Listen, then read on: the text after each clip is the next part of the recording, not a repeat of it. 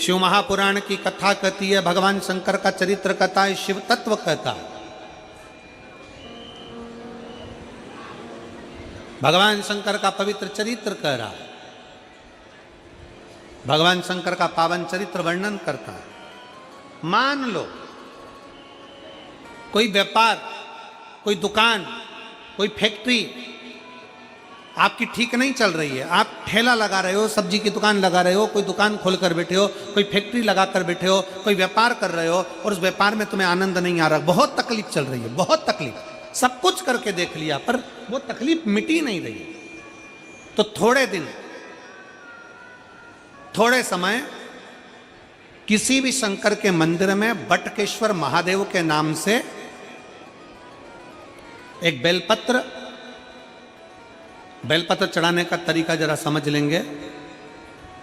आप अगर जिस दिशा में खड़े हो, अगर आप शंकर के शिवलिंग के इधर हो तो बेलपत्री का डंडी का मुख आपकी ओर होना चाहिए। आप इधर हो तो डंडी का मुख उधर हो, आप उधर हो तो डंडी का मुख उधर हो, आप इधर हैं तो डंडी का मुख इधर हो।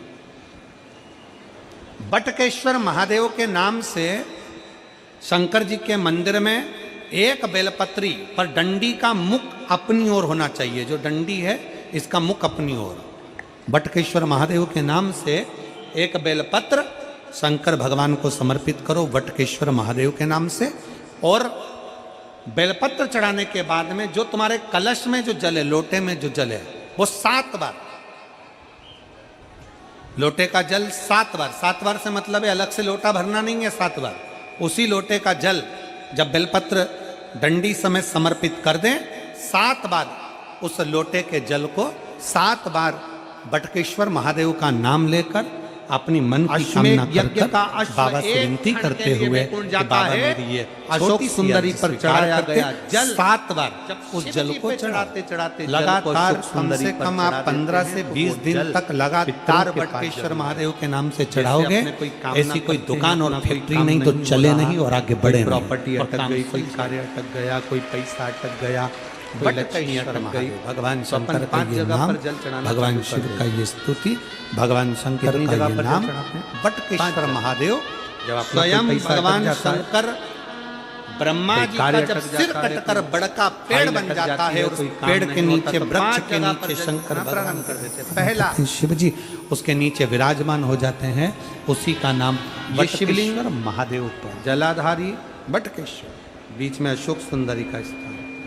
5 जगह पर हम जल चढ़ाना प्रारंभ कर देते हैं जब कोई काम करता है। पहला गणेश जी बटकेश्वर महादेव, दूसरा षडानंद कार्तिकेय का स्थान, तीसरे नंबर पर अशोक सुंदरी का स्थान, चौथे नंबर पर जलाधारी के चारों तरफ और 5वां शिवलिंग का स्थान। जब हम यहाँ से जल चढ़ाना चालू करते हैं, फिर जल को यहाँ चढ़ाते हैं, फिर मध्य चढ़ाते हैं, फिर जलाधारी पर चढ़ाते हैं, उसके बाद शिवलिंग पर हम जल चढ़ाते हैं और धीरे धीरे जल चढ़ाकर अपनी जब कामना कहते हैं, कितना भी कहीं पर भी पैसा अगर अटका होता है, 3-4 महीना अगर लगातार रोज जल चढ़ा है तो बाबा रास्ता खोज ही देता है, वो आता ही। चाहे कोई कंपनी में अटक गया, कोई कहीं अटक गया, या कोई फाइल अटक गई, या कोई कार्य अटक गया, तो बाबा सुनता है, निकालता जाए। बस आपका विश्वास दृढ़ होना चाहिए, आपका भरोसा दृढ़ होना चाहिए।